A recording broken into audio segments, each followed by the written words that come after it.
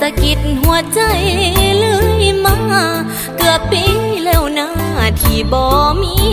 ข่าวสาวหน้าคนนี้ซ้ำสิวีคิดน้ำผู้บ่าวความผูกพันเป็นบ่าวสาวตั้งแต่เข้าเฮียนอยู่ม.ปลาย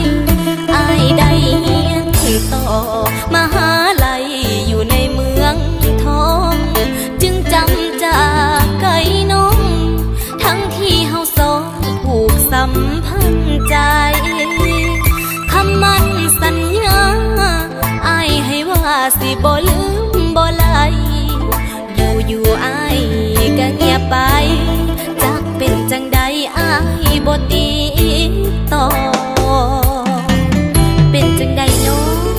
อ้ายคือบ่ติดต่อมาน้องเป็นห่วงหลายเด้อ้ายเอ้ยหัวน้องเอิ้นหาได้ยินเสียงน้องบ่ฮัลโหลได้ยินบ่ได้ยินเสียงน้องบ่โทรหากันแล้วแม่เสร็จกันแล้วหรือสัญญาณบ่พอผ่านเฟซบุ๊กที่เคยติดต่อ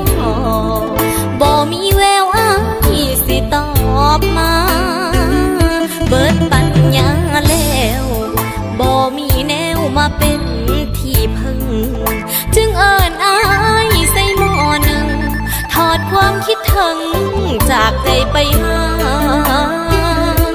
หนุ่มมหาลัยหรือว่าอ้ายไปมีพันยาเว้าให้ฟังก็ได้ดอกนะหากตัดใจลาสิกันใจลืม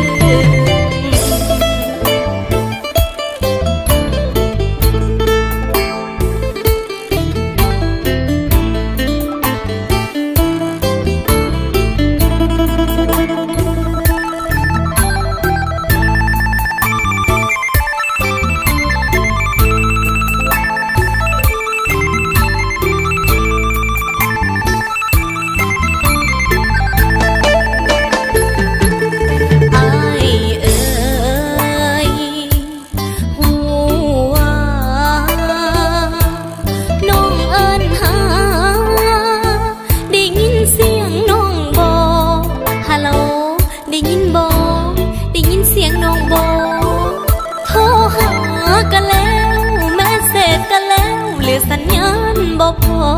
ผ่านเฟซบุ๊กที่เคยติดต่อบ่มีแววอ้ายสิตอบมาเบิดปัญญาแล้วบ่มีแนวมาเป็นที่พึ่งจึงเอิ้นอ้ายใส่หม้อหนึ่งถอดความคิดถึงจากใจไปหาหนุ่มมหาลัยหรือว่าอ้ายไปมีพันยาเว้าให้ฟังก็ได้ดอกนะ